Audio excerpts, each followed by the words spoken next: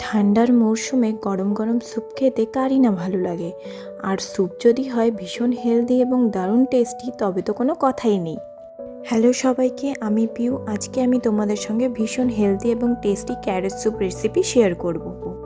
গাজরের স্যুপ বানাতে আমাদের লাগবে একটা টমেটো, যেটা আমি কিউব করে কেটে নিয়েছি, একটা পেঁয়াজ কুচি, 3-4টে গাজর কেটে নিয়েছি, তারপর লাগবে বাটার 2 টিস্পুন, রসুন 5-6 কোয়া, আর গোলমরিচ গুঁড়ো এবং পরিমাণ মতো লবণ।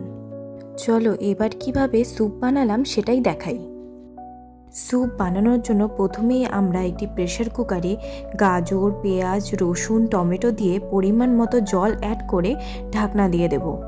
তারপর সেটাকে গ্যাসে দিয়ে ফুল ফ্লেমে 4-5টা সিটি দিয়ে নিতে হবে, সিদ্ধ না হওয়া অবধি। সব কিছু সেদ্ধ হয়ে গেলে তারপর সেটাকে একটি পাত্রে নামিয়ে ঠান্ডা করে জল শুদ্ধ মিহি পেস্ট করে নিতে হবে।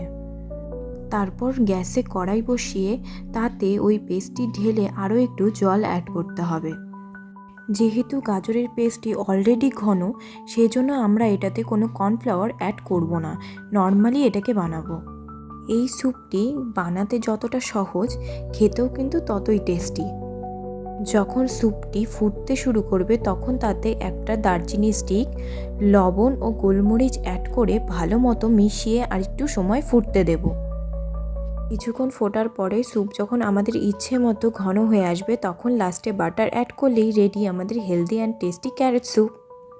এই স্যুপটি কিন্তু বাচ্চা থেকে বড় সবাই খেতে পারবে। এবার আসি প্লেটিংয়ে। আমার কাছে তেমন কিছু না থাকার জন্য আমি আলাদা করে কোনো প্লেটিং করতে পারিনি। তোমরা চাইলে ফ্রেশ ক্রিম দিয়েও সার্ভ করতে পারো। আমার কিন্তু ক্যারট স্যুপ একদম রেডি। তোমাদের যদি আমার এই গরম গরম ক্যারট স্যুপ রেসিপি ভালো লাগে, তবে লাইক, কমেন্ট, শেয়ার, সাবস্ক্রাইব করে আমার পাশে থেকো। আর আজকের মতো ভিডিও এখানেই শেষ করছি। বাই।